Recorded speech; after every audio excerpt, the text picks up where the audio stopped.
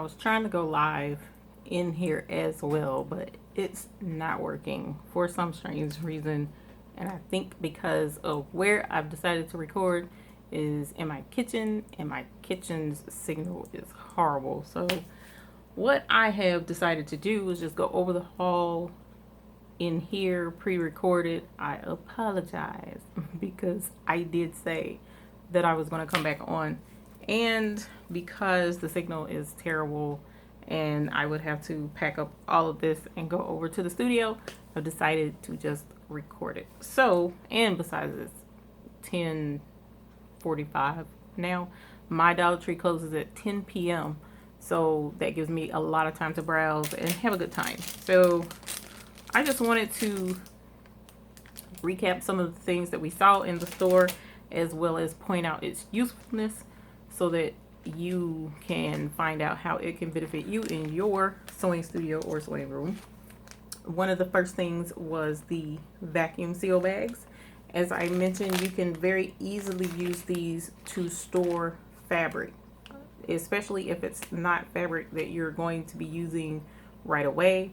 Or say, for instance, you're piling up some fleece for winter blankets, but it's the first part of summer and there's a sale on fleece. Well, you can store them in these, vacuum seal it, take all the air out, and it will store just fine. And when you take the air out, you won't have, tragically wrinkled up fabric. It'll be, pretty decent.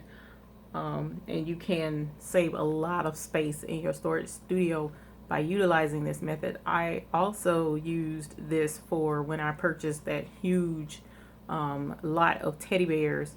I split them up, put a lot of them in these airtight bags because my studio is in a garage. So I don't want pests or dust to get on the teddy bears before I give them to a baby. That doesn't make sense. So I wanted to make sure that they were protected. So I used these and they worked very well. I was able to keep them stored for a few months. I took some out of a bag to ship to someone else. They puffed right back up. No issues whatsoever. So it wasn't like any kind of damage from them being vacuum sealed. So that was pretty cool. Also, another thing that I do use are the Ziplock bags. What I use this for is, especially if there's inclement weather and I need to meet a customer or a customer is coming to pick up their product, I'll put, like if it's a t-shirt, I'll take out one of these. They're so thin and cheap, but it serves its purpose for putting, whether it be a hat or a t-shirt in one of these gallon bags, Ziplock it and give it to the customer. It's not that big of a deal. Even though they're trying not to come out of this box for some reason. I don't know why it's being stubborn. But I definitely use these all the time in my studio. And what I do is, like I said, fold up a t-shirt, or maybe this one may be a little too small for a hat. But I use the gallon size for the smaller things. And then the 2.5 gallon size bags for the larger things. So the 2.5 gallon size bags are also at Dollar Tree. If I'm not mistaken, they are 5 in a box for the 2.5 gallon. And this box was 14 bags, 14 gallon size bags.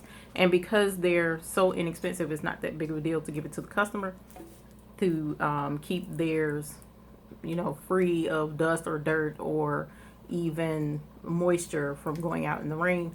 Also, it's good once my order is finished, I can put it in the bag and store it until the customer's ready to come get it. Sometimes it takes them a little while to come and get their stuff.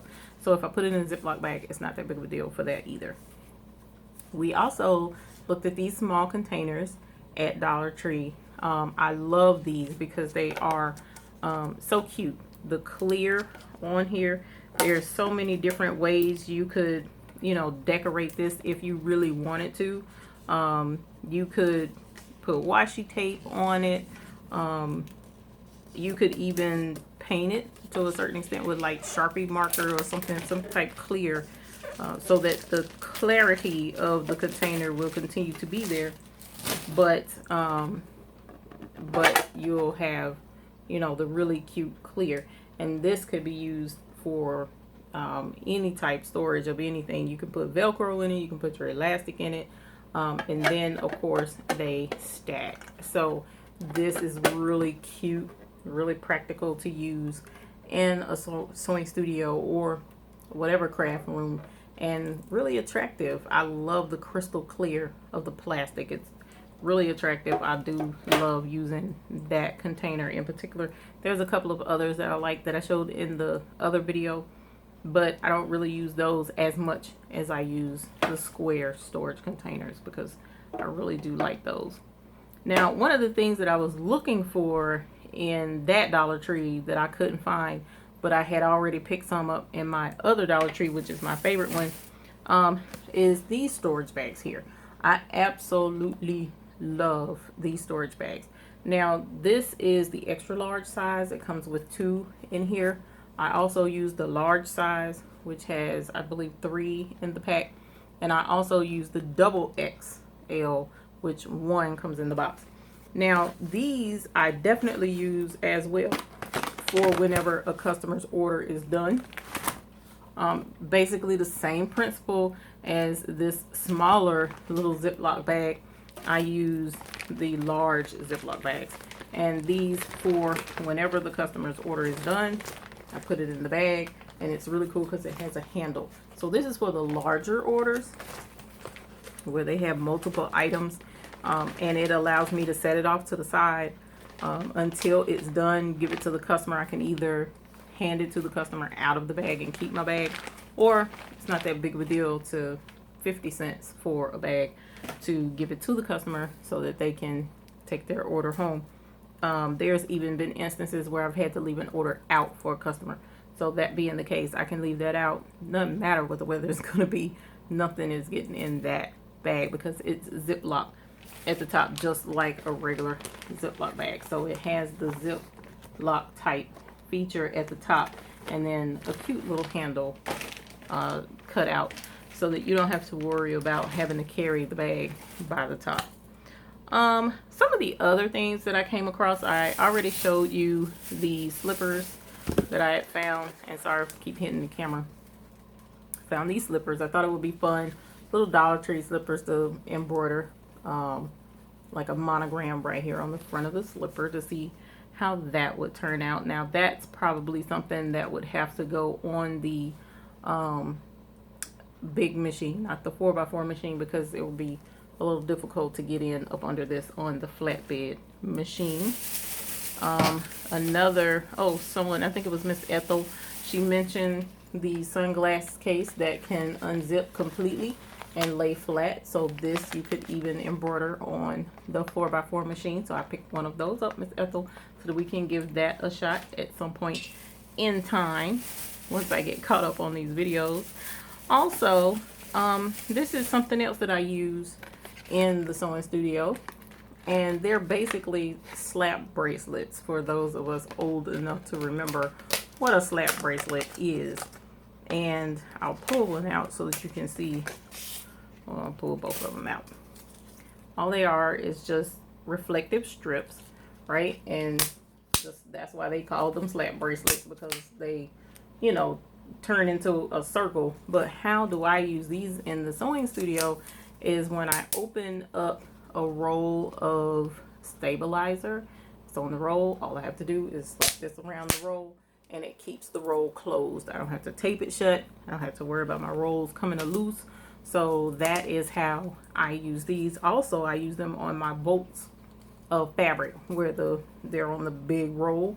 I use these around the fabric to help hold my fabric closed instead of pinning my fabric. So I do use these, and I pick those up whenever I can because sometimes they get missing when I forget to put them back on the fabric after I've used it, or the stabilizer. Another fun thing that I always get when I come across them, because these get missing, are these cute little storage containers. These I use for the small notions in my studio.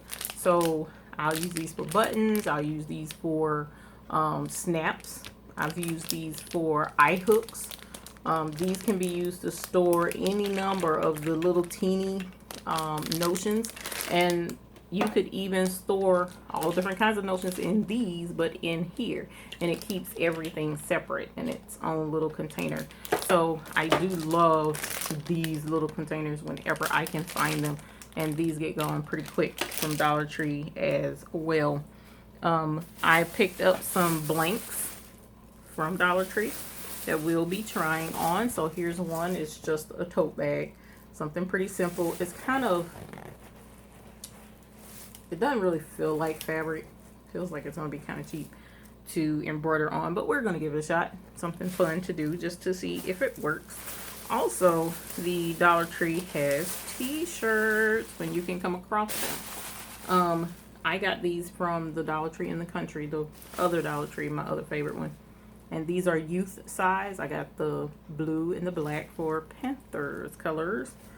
Not that I root for anybody in particular, but I just thought it would be convenient for this area, especially with football season gearing up. This would be a great youth t-shirt for sale to someone.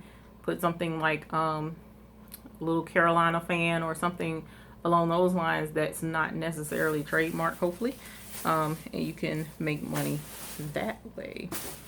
So let me see, what else do I have? I think that's it.